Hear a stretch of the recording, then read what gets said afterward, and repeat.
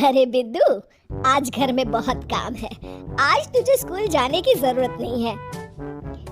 लेकिन दादी, आज तो स्कूल में मेरा टेस्ट है। अरे एक दिन स्कूल नहीं जाएगी तो ऐसी कौन सी तेरी कलेक्टर की पढ़ाई छूट जाएगी। वैसे भी मैं देख रही हूँ आजकल तो बड़ी भीड़ हो गई है।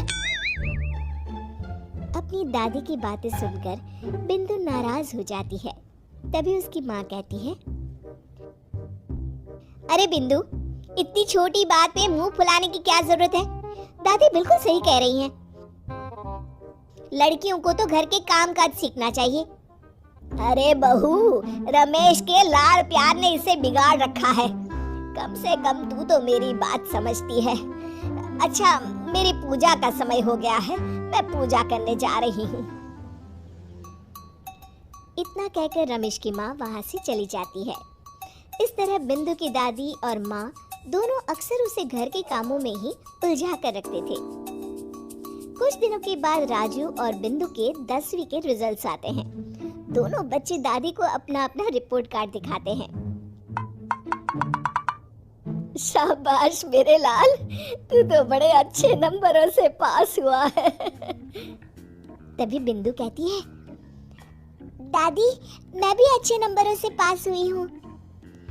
रमेश की माँ बिंदु को अनदेखा करते हुए कहती है, हाँ हाँ ठीक है, अभी यहाँ खड़ी क्या कर रही है, सुन लिया मैंने। जाकर मेरे लिए चाय बना कर लिया। बिंदु उदास होकर चाय बनाने किचन में चली जाती है। तभी राजू कहता है,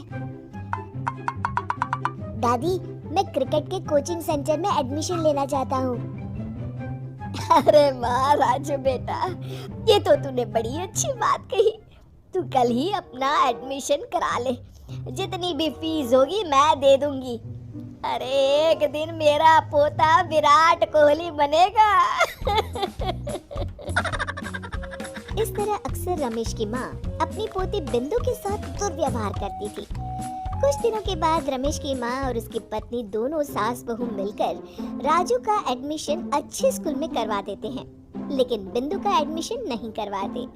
इस बात से नाराज होकर बिंदु अपनी दादी से कहती है, लेकिन दादी मुझे भी आगे की पढ़ाई करनी है।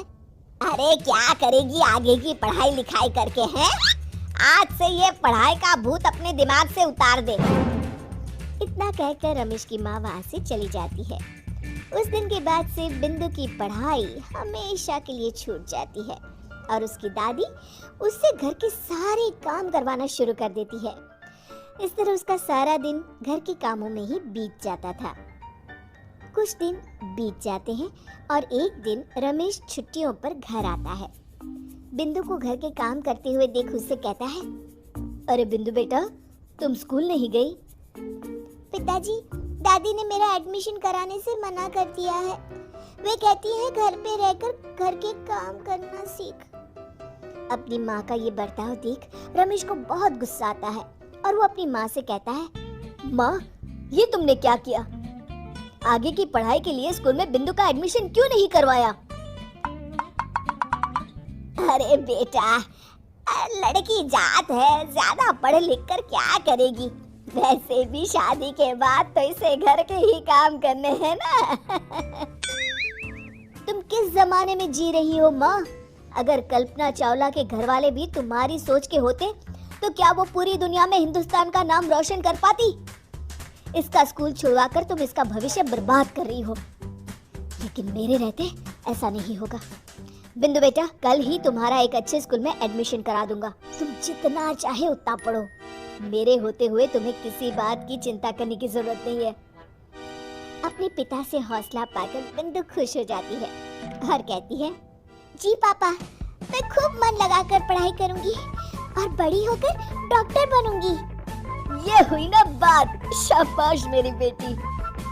शिक्षा, लड़का हो या लड़की, हमें दोनों को आगे बढ़ने का मौका देना चाहिए।